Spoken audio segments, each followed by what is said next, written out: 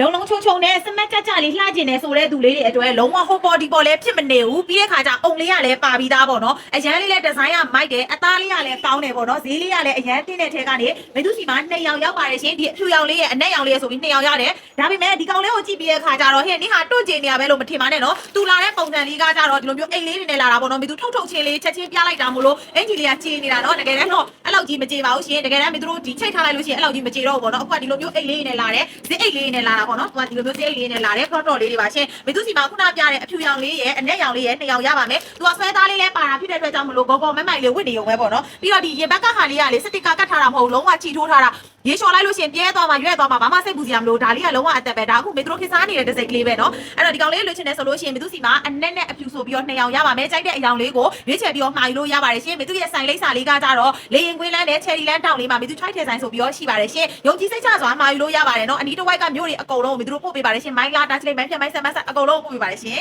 ကျေးဇူးတင်ပါတယ်ရှင်